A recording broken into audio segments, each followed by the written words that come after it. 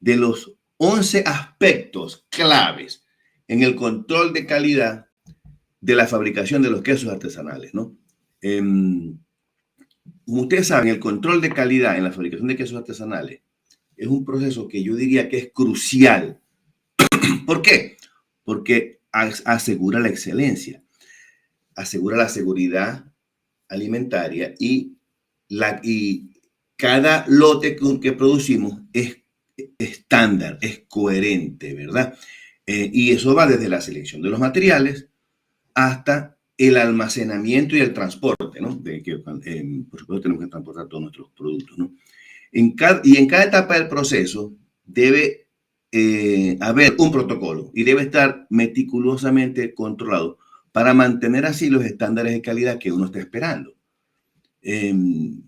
Sobre todo cuando uno hace quesos para la venta. Cuando uno hace quesos para consumo propio, las cosas son más suaves. Por cierto, hoy estoy haciendo quesos. ¿Okay? Ahora voy a hacer un videito al respecto. Tengo la leche madurando. Y les voy a hablar de los 11 usos claves para el suero de leche en la cocina, la agricultura y la industria. ¿Ok? Déjenme pensar. El suero de leche, o el suero, ¿verdad? Que se produce de quesería, es un producto que sale de la producción de quesos artesanales, ¿verdad? Pero mucha gente lo bota, pero tiene una gran variedad, una amplia variedad de aplicaciones que abarcan desde la parte de la cocina hasta la parte de la industria, ¿no?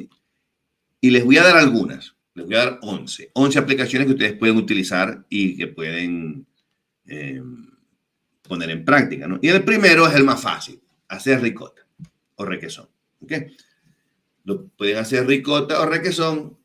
¿Y cómo la hacen? Así a grandes rasgos. Bueno, tienen que calentar el suero y el suero, lo que llegue a cierta temperatura, él solo sube. Esa es una forma. La otra forma es utilizando vinagre. Entonces utilizan algún tipo de vinagre o algún tipo de ácido. Pueden utilizar ácido cítrico. Si no tienen vinagre, pueden utilizar ácido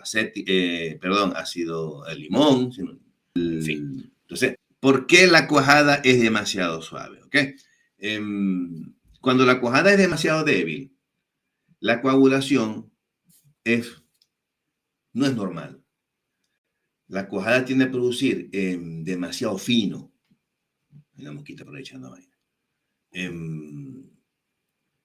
Y al haber demasiado fino, el rendimiento de la leche no es el mismo. Entonces, en vez de sacar 6 litros por kilo para hacer un queso fresco, a veces, como hay tanto fino, todo pasa al suero y de repente son 8 litros para hacer el mismo kilo. Entonces, ahí hay pérdida, ¿no? Entonces, ¿cuáles son las causas? Existen varias razones que pueden contribuir a esa causa, ¿no? De la cuajada demasiado suave. Entonces, una puede ser que se le colocó muy poco cuajo. Se colocó una cantidad de cuajo demasiado pequeña. Tienes que ponerte a estudiar. Cuenta conmigo para ayudarte. Pero por ensayo y error no vas a llegar a ningún lado. Te lo digo de entrada. Entonces, con leche de oveja, desde la crianza del ovino hasta el queso maduro. Doctor Quesero es un libro abierto. El canal se ha ayudado un montón. Bueno, buenísimo. Pero aquí en el canal, César, yo generalmente no digo toda la historia. ¿Por qué? Porque no me da tiempo. Entonces, hay cosas que yo no hablo aquí. Por ejemplo, no me acuerdo ahorita, pero no confíen en YouTube todo lo que les dice. ¿Ok? Porque en YouTube lo que le interesa es que la gente vaya a YouTube. ¿La sal yodada afecta la calidad del queso? Sí y no. ¿Viste? ¿Por qué sí y no? Sí afecta la calidad del queso si vas a hacer quesos madurados. ¿Okay? Si vas a hacer quesos madurados, el yodo afecta la maduración. ¿Okay? Puede influir en la proteólisis, en fin, afecta la maduración. Las bacterias cuando ya están el queso madurado tienden a morir, o sea que no, el yodo no es que mata la bacteria, no, eso no es así. Lo que mata la bacteria es la misma acidez que se produce en el queso y la humedad, la falta de humedad mata la bacteria.